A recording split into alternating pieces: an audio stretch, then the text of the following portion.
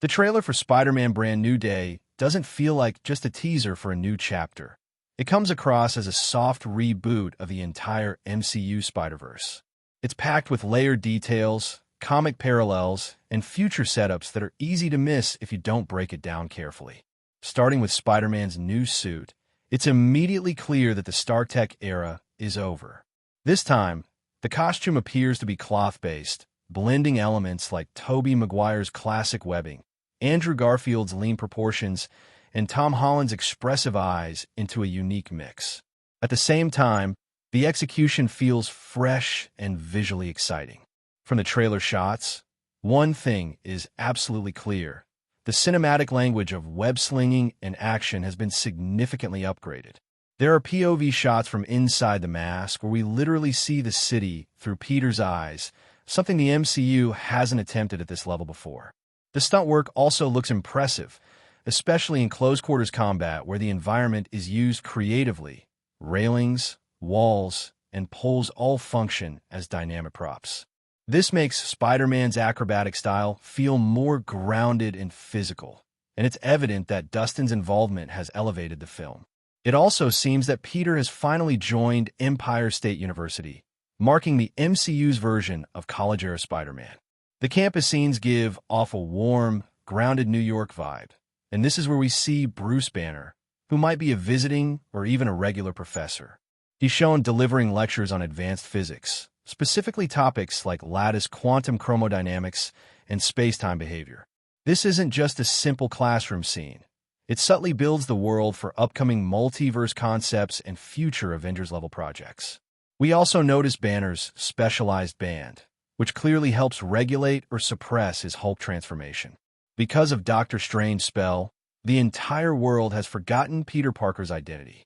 However, the trailer highlights an interesting loophole. Bruce Banner has to rebuild his connection with Peter. But in Hulk's case, the situation might be different, since Hulk's mind operates beyond magic and psychic influence. The idea that Hulk's personality might still remember Spider-Man has already been explored in the comics. It's worth noting that Spider-Man and Hulk were good friends in the comics, something the MCU hasn't fully established yet. Perhaps this film will change that. Another important emotional layer in the trailer is MJ's current life. She appears happy, stable, and living in a world without Peter. The party sequences, introduction of a new boyfriend, and her slightly more mature styling, reddish hair, and a refined wardrobe, all suggest she has moved on. The guy she's with gives off strong Paul vibes from the comics, a character who is heavily disliked by fans for essentially replacing Peter in MJ's life. There are subtle moments in the trailer where MJ looks at Spider-Man posters or heroic acts and briefly goes blank, as if something in her mind is trying to reconnect, but she can't fully understand or define that feeling. The trailer also stands out for its striking horror elements. There's a scene where Peter falls from his web cocoon and appears to hang using organic webbing, suggesting he may no longer rely on web shooters. We also see excessive webbing inside his room, hinting that this Spider-Man might be transforming into something more, possibly Man-Spider. In Bruce Banner's lab scenes, scanners clearly show that something serious is happening to Peter's DNA, and Banner refers to it as a mutation. It raises an interesting question about Banner's role. Will he help Peter like Kurt Connors did in the comics, or will he assist him with full knowledge of his identity as Spider-Man? This doesn't feel like a temporary illness or random side effect, but rather a structural evolutionary leap, as if the spider bite is entering its next phase. The biggest visual result of this mutation could be organic web shooters, meaning Peter's body would naturally produce webs like a real spider, something first seen in the Raimi trilogy. From a comic perspective, this could also introduce concepts like the Spider Totem Man-Spider, taking the character into a darker and more complex direction. But if you've been following our channel for a long time, you probably already know that the chances of the Spider Totem concept being involved here are quite high. We even got hints of it back in No Way Home, at a moment when no one expected it. In that scene, when Doctor Strange tries to take the magical box, Peter's hand moves automatically and dodges him, even though Peter's soul is out of his body at that moment. His spider sense is still active, which suggests something deeper at play. This is only possible because of the Spider Totem connection, which I explained in detail in a previous video. I'll link that down below if you want to check it out again. For now, let's talk about the main villain, or rather, the wild card of this movie, who is being hinted at but not fully shown, Sadie Sink's character. In the trailer, we hear a male voice, and there's a strong possibility that her character is using mind control to make someone say that line. Another possibility is that the line is directed towards someone else entirely. The reason I'm mentioning Sadie Sink specifically is because there have been rumors that her character has mind control abilities in this film. And as far as we know, Spider-Man has very few villains with that kind of power. Characters like Mr. Negative, Purple Man, or maybe even Sharna. But the kind of mind control shown in the trailer doesn't exactly match any of them. Purple Man comes closest, but there have been no solid rumors or reports suggesting he's in this movie. So that leaves us with two possibilities. Either Marvel is hiding a massive secret, or the truth is right in front of us, and we're just not ready to accept it. What if mutants have always existed in the MCU, but we never noticed because someone has been manipulating everyone's memories? That someone could be Professor X, who may have erased public awareness of mutants entirely. It's a wild theory, but one that could explain everything. And if that's the case, Sadie Sink's character could even turn out to be Jean Grey. Though honestly, that might be a bit too far-fetched just to establish mutants in the MCU. Putting those theories aside, let's talk about the action, because that's one of the biggest highlights of the trailer.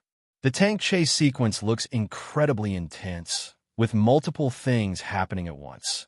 A mind control driver putting civilians at risk, Spider-Man trying to stop the chaos, and at the same time, the Punisher making a dramatic entrance in his van, opening fire with a no-nonsense, tactical approach. There's a moment where Spider-Man calls him Frank, which suggests they've either met off-screen or that Frank Castle is well-known enough to be recognized instantly. An interesting layer here is that the Punisher might be actively hunting Hulk or other mutated beings. This creates a moral conflict for Spider-Man. On one side, you have Bruce Banner, an Avenger, and on the other, Frank Castle, an anti-hero who follows his own brutal sense of justice. This clash could elevate Brand New Day from just a superhero film into a deeper exploration of vigilante ethics. The movie also seems to finally showcase Spider-Man's rogues gallery properly.